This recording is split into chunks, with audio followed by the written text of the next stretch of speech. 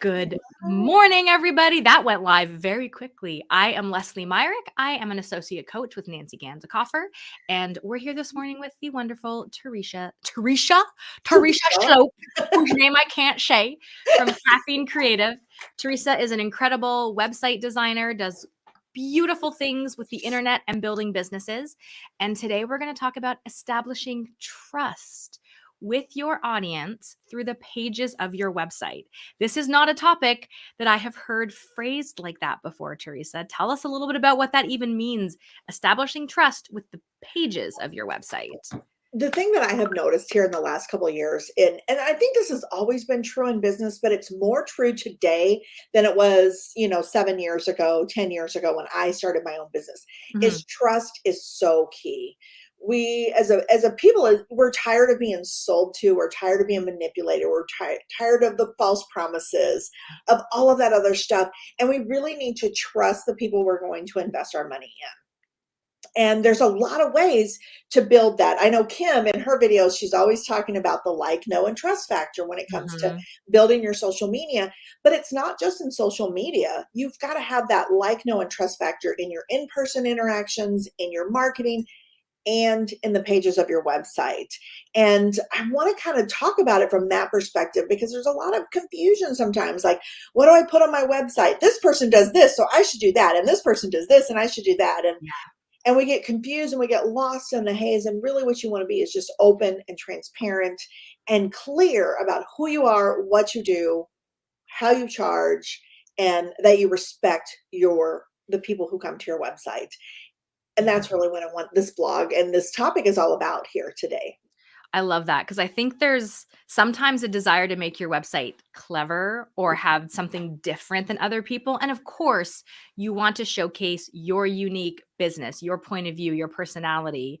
But sometimes people have like really creative wording for the pages on their websites, and it doesn't always make sense. So dive into this for me. So tell me about the pages on your website you need and why they build trust.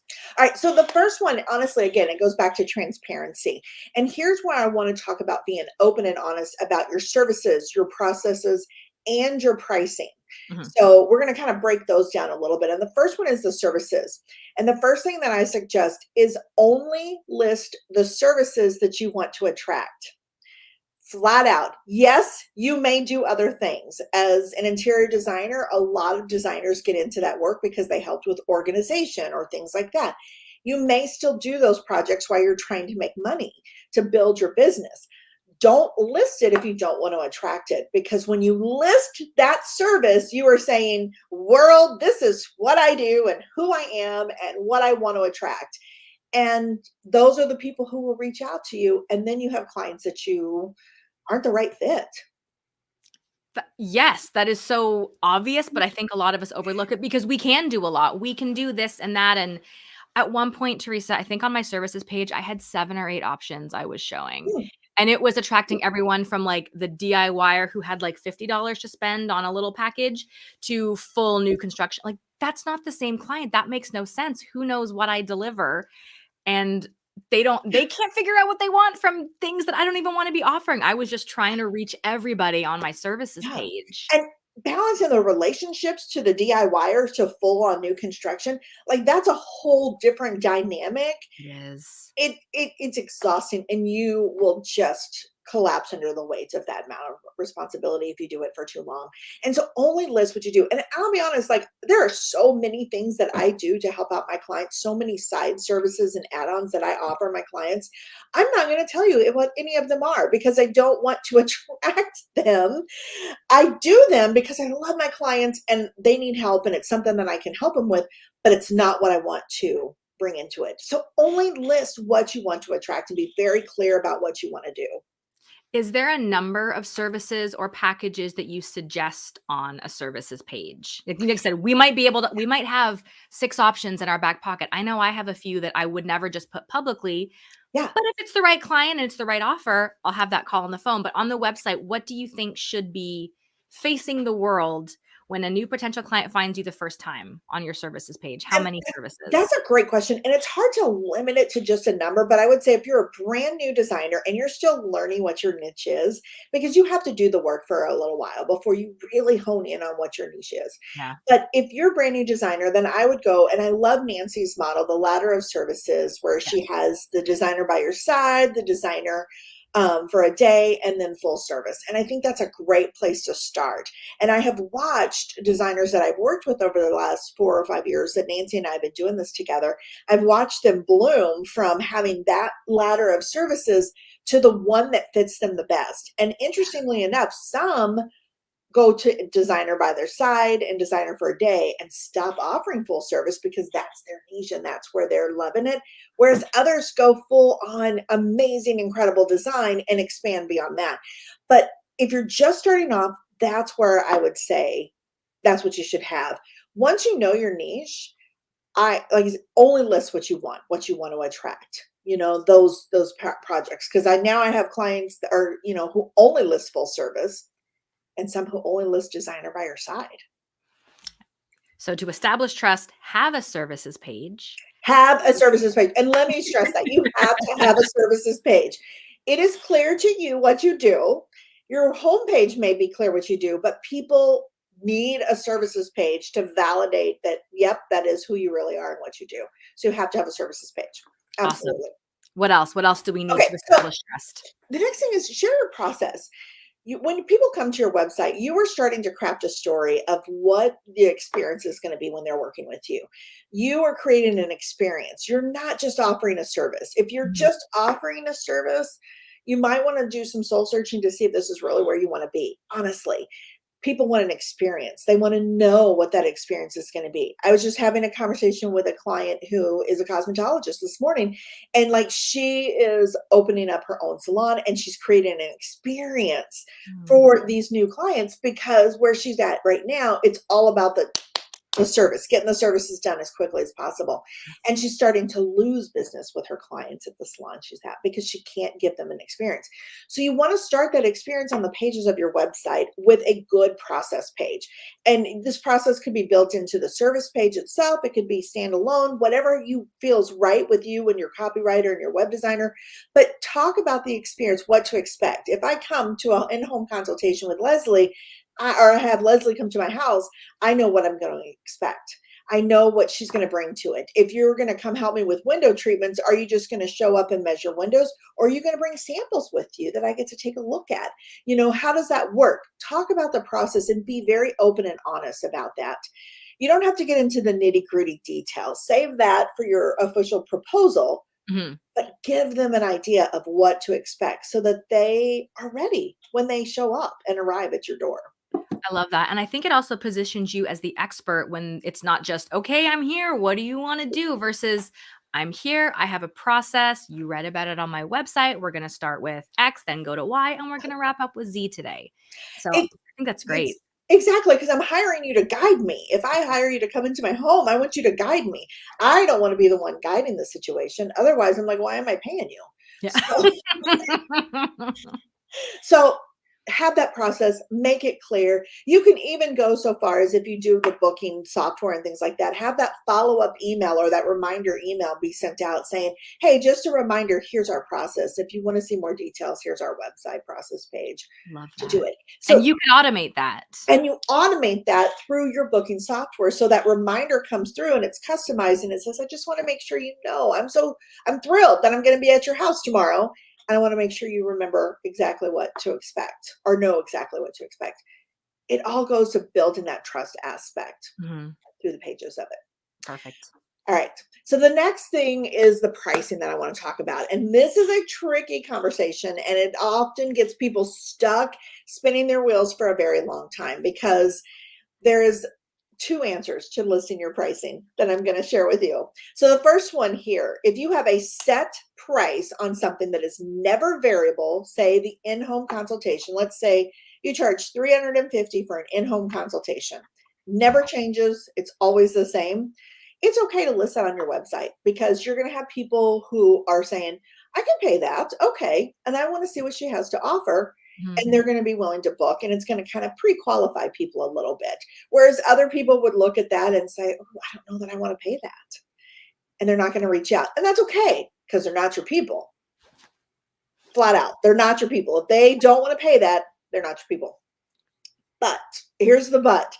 If your prices vary, and if there's an interior designer, your prices are going to vary. There's not one interior designer that is successful that has a one size fits all price for every project that they do, because the sourcing, the scope of the work, the amount of all of that is going to shift the prices. If your prices are variable, leave all pricing off of it.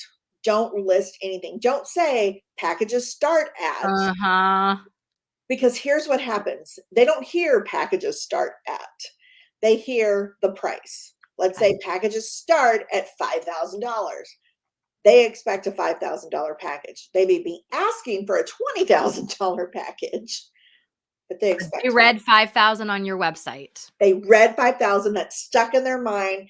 That's what they have budgeted for in their mind. That's what they're expecting to pay. And when they get that price tag in the official proposal or outline of scope of work, they're going to immediately have distrust with you, because they're like, wait a minute, I thought you said $5,000. Yeah. So leave the prices off flat out. I would say leave that for the official proposal. And if somebody messages you, I get these messages all the time. So ballpark, what's a website cost? Just ballpark it for me. And my websites are priced based on what they need. I don't have a standard price. Somebody may need 3 pages. They may need 1 page. They may need 20 pages. All of that goes into account in how we price things. Yeah. And so my response to those is immediately say, you know what? All projects start with a conversation. Here's my booking link. Let's chat. I promise I will give you a price at that time, or because I can't give them a price at that time, but I won't ever give anybody a price until I've had a full conversation about what their project's going to be. Good for you, because that is a trap. Designers get asked that as well. And I think that's great advice, not to do with website pages, but just how to handle if someone ballpark it. That is the scariest thing, because it doesn't matter if you say it's an estimate till you're blue in the face. They're going to hold you to that number subconsciously. And it's not malicious or mean. It's just human psychology. So I think that's smart. Keep variable pricing off of your website, which actually does build trust. Even if it sounds backwards by not having that information there, what you're saying is, this really is custom. Let's have a conversation. Let's build that trust. And then I can learn what I need to give you an accurate price for your project. 100%. I tell you what, since I have started leaving, like I stopped putting pricing on my website, I've had so many less awkward conversations. And people appreciate when you say, you know what, I want to make sure that I'm giving you the best price for your needs. Yeah. I want to price this specific to you and custom, because I'm customizing this just for you. They feel special. They feel valued. They feel like you've heard them and you've seen them and that you respect them.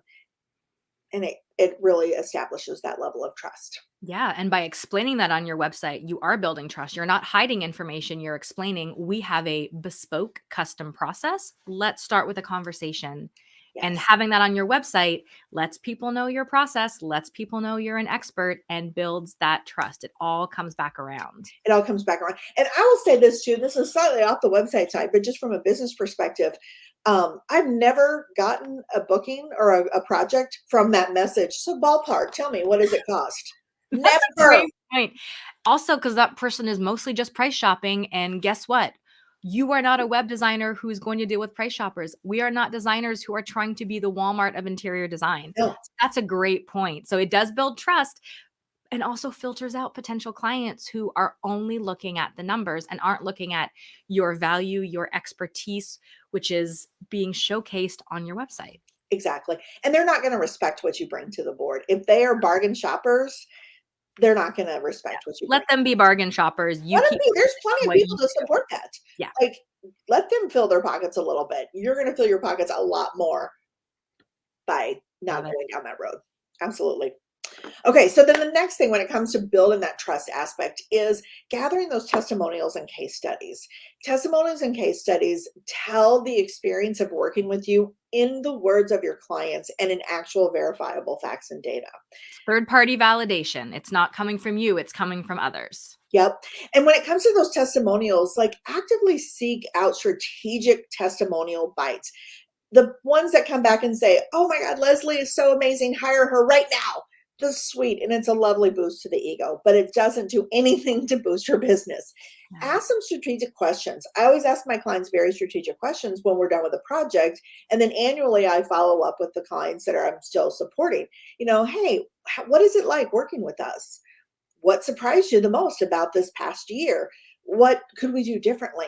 These specific questions give me really good, juicy tidbits that I can then share throughout the pages of my website, through my social media, through emails, through all kinds of things.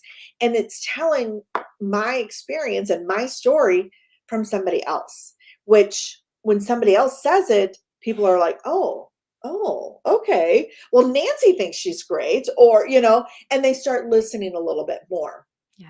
Okay, And well, you touched on this, but I wanna ask, should you have a testimonials page or sprinkle them throughout other website pages or both? Where do you put testimonials to be the most valuable on your website? I love this question, and I'm glad you asked because the world of web design flip flops from one to the other. They're constantly like, Fun. oh no, only do snippets. Oh no, you have to have a testimonial page, and they flip back and forth. Personally, I do both. I do Okay. I do both. And the reason that I do both is because now I'm reaching different learning styles. There are those people who will spend hours, I'm one of them, who will spend hours reading reviews. Like I was buying a coffee pot a year ago and I sat there on Amazon and other websites reading reviews of coffee pots until I found the one that I wanted because I wanted to hear the problems, the issues, and all of the things I wanted to know. And I will pour through testimonials and reviews and things like that. Whereas other people are going to get inspired by the snippet. They're going to be on your services page and they're going to see this little snippet that said, I was amazed at the creative solutions they came up with for my kitchen storage, and they're going to be like, oh my God, that's exactly what I need. And that's going to have them click in the contact button. So I say do both, but you have to do it strategically. Mhm. So the ones you sprinkle throughout the website should only be those juicy tidbits that support the page that they're on. For example, Love that point. So the testimonial should relate to the page that it is on. yes, so the ones that talk about how easy it has been to work with Leslie go on the about page. Leslie was very responsive. She, those kind of things that point out your strengths as a designer, those you put on the about page or even maybe the contact page because it's going to help cement that. But Mhm. when it comes to the testimonials that are specific to the service that you offer, our full service kitchen design or something like our kitchen was transformed, you put that on those pages.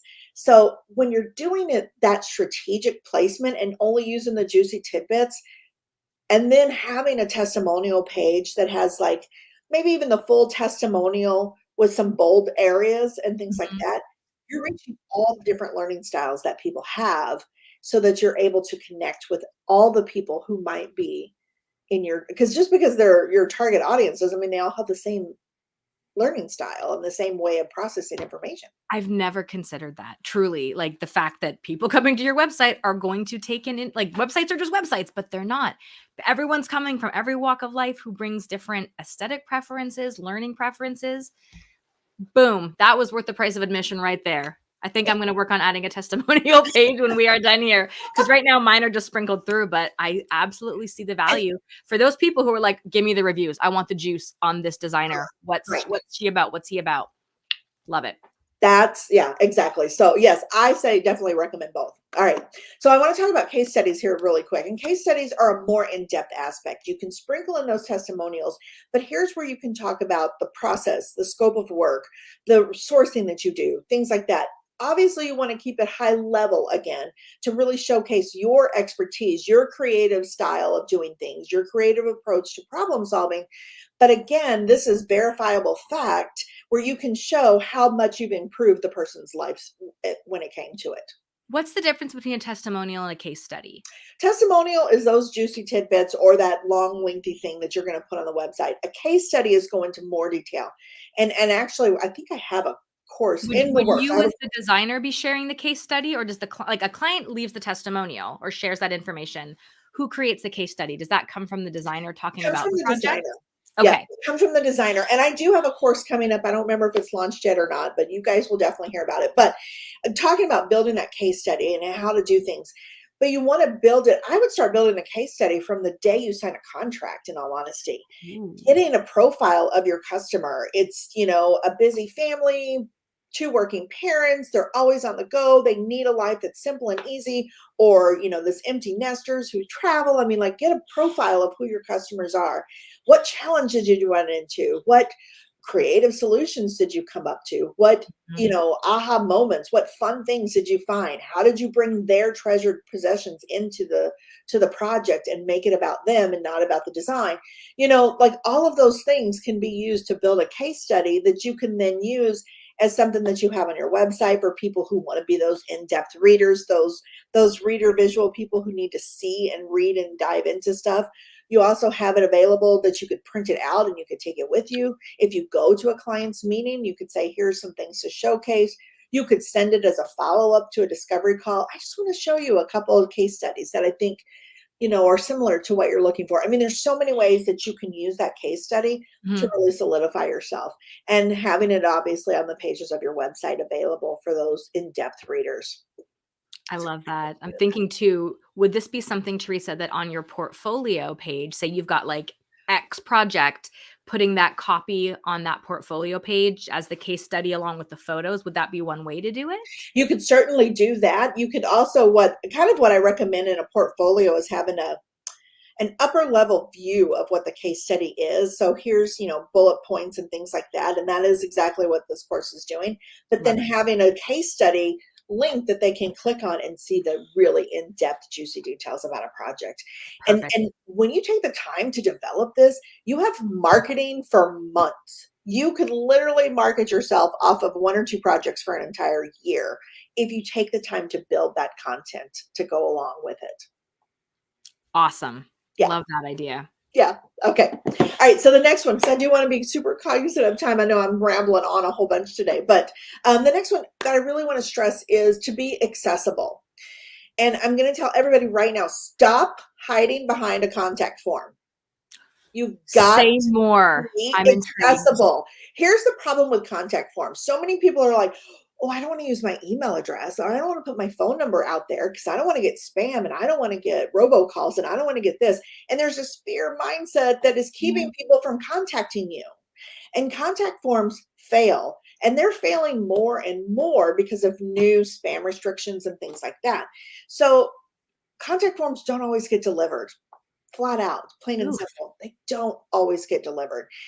If that's the only way people have to contact you, you could be missing out on viable things. And people don't always trust contact forms because they're like, if I submit this, are they going to sell my information? It's a Mm, back of the brain, silly idea that we have. No, we're not selling their information, but it's still a fear that people have. So stop hiding behind a contact form. Get an email address that is branded for your business. Get a phone number. You can get a Google number if you want to. yes. Get a phone number and be accessible to the people, because if you're too afraid of something might happening, you're putting fear in front of business and success. And that's just not going to support you. And has it stopped you from getting spam and robocalls? My phone blows up all the time. And it did before I listed my number on my Yes. website. None of that shifted and changed. I also think, Teresa, when like a contact form has become standard, like I agree with you though, they can feel a little off, but what really makes me leery of a company that I'm researching or looking at their website when there isn't a phone number or email address or a location. And you don't, I mean, if you work from Yeah, home, do not put your home address on your website. Get a PO box, put your city and state. You don't need to, let you people don't know have where to you are list right your home. now. Yeah, Say that again, sorry? you don't have to list your home address. Right, Absolutely but not. I do think that goes a long way to build trust to have a direct email address. It doesn't have to be yours. It can be a generic info at or team at your domain and a phone number. Mine's a Google Voice number, and it doesn't ring because of all the robocalls. And it says right on my voicemail message, this is a line for incoming calls and voicemails only. Please leave a message and we'll respond.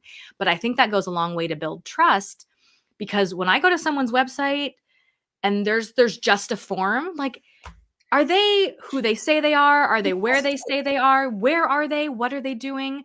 I agree. It kind of gets my spidey senses tingling that something Yes. might be up. Yeah, it hesitates. And even if you decide, you know what, I'm going to go ahead and fill out this form, if the form fails and doesn't get delivered because it got filtered through spam filtering, which that's a whole other conversation, a Yeah. lot of stuff gets filtered, then you feel like you weren't heard. I Yes. contacted them and they ignored me. They You didn't ignored ignore them, you me. never got it, but they don't know that. Well, I love that you say that. I have gotten jobs because clients have said to me, I reached out to 2 other designers and nobody responded. And nobody So who knows? Maybe that designer was too busy. Maybe it was, who know? I don't know the stories. Maybe they just never got the contact form. And I was the lucky one that was yeah. contactable at that point. Absolutely. Absolutely. So stop hiding behind that contact form and make yourself accessible. Be available to people like that. Yeah. Absolutely. That's Okay, well so I said. have one last one that I want to talk about, and this is a biggie. And this is prioritizing privacy and security. And it's a little bit boring when you start talking about legal pages. And I understand everybody's like, shut down. But here's the thing we have to remember right now, the world has shifted and changed so much. And if you were collecting a name, an email address, any kind of personal information on your website right now, you may be required by law to have specific disclaimers on your website. And if you don't, you are subject to fines and potential lawsuits. There are new privacy laws popping up all over the United States. There are states that have up to three different privacy laws, and they all have these appropriate disclaimers where you have to say this, this, and this, and this, and this, and this. And if you're not saying that and you are reaching people in those areas, they can turn you in. You could be subject to, like I said, a law or fine or a lawsuit or a fine. And so getting the right legal pages on your website is so crucial. And it also shows that you value their privacy, because we do. Yes. We value the privacy of our clients. We are not sketchy Walmart, Kmart people. We value the privacy of our clients, and we want to be clear and transparent and upfront. And so by having those proper legal pages on the website, it's taken care of 100%. And we have come to a point to where you can't just go to Rocket Lawyer and get a free template I anymore. was about to ask, if you don't have those pages, and I'm pointing at myself here, Okay. how do you get them? So Make I your have a company that I've worked with for over a year called Termageddon, and they are a policy generator company. And it was created by a corporate attorney who deals with privacy laws and her very techie, adorable husband. And together they have this company where they put a policy on your website, and the minute a new policy goes into effect, your website is automatically Oh, updated. that's And hot. I like that. it's like $120 a year. That's it. And you get all of your legal documents that you can put onto your website that you can take care of. So Wonderful. I highly recommend taking it. Their name is Termageddon. You guys I'll put the link in our social media here when we're done with our video. You can check out my blog that I've got with this post, where I've got their links in there. If you put my name, Teresa, Teresa, you get 10% off your first year. Full disclaimer, I am an affiliate. If you don't want to give me a kickback, then don't put my name and just pay the 10%. I'm cool with that. I don't really care one way or the other. I would recommend this company whether I had a kickback or not. I hands down believe in them. $120 a year, and you are fully protected. And I'm going to say one other thing. If Hmm. you are intimidated by this, reach out to me personally, and I will connect you with those guys. They will walk you through setting up your policies as a courtesy of being one of my clients, one of my people. Wonderful. I think this is the stuff that can really hang people up on websites, is the Yes. technical, legal, and we just sort of ignore it and pretend it doesn't need to happen. But again, this all points back to building trust. If you have your legal policies, privacy policies, all the required disclaimers, you are communicating that you care and you're trustworthy. 100%. And that is going to extend, believe it. I mean, like, it just extends beyond what you can imagine. Hands Wonderful. down. So good to know. I would not have thought of that one as a necessary page on your website. Yeah. It is a biggie, and it's one that I talk about as much as I can, because especially because there are easy solutions available now. At one point, the solutions were really costly and not very effective. This is so effective. As soon as new policies come out that affect me worldwide, because I have clients that are outside of the United States as well, Mhm. and Me Canada too. has some of the toughest laws, believe it or not. People talked about the European Union at one point, but Canada is a tough nut. So having all of those in place protects me, it protects the people that I'm reaching, it protects the and have that level of respect both ways by putting them on there. I agree with that. It's just like having contracts in your business. They sound scary at first. They are there to manage expectations and protect everyone. That's what they're there for. Yes. They're They're there not for scary things. They transparency. build trust, They just put like the privacy policies on your website. hands down. Exactly. Awesome. Perfect example. Yeah. So Well, any final thoughts, Teresa? I know we've gone for a full 30 minutes and this has been I know we took so long. incredible. Thank you for your insight, for your expertise. Any last mic drop moments we need before we move on today? If you guys have any questions, just reach out. And again, just be transparent, be open, be honest, be transparent, share who you really are. Stop looking at what other people are doing and show up and be yourself, because that is what's going to build your business more than anything else. I love it. Yeah. Wonderful. Well, thank you, Teresa. Thank We you. will see you again in the future on your website, Wisdom Days. I know these videos are just jam packed with really great actionable advice. So thank you for being here again today. All right. Thank you. Bye.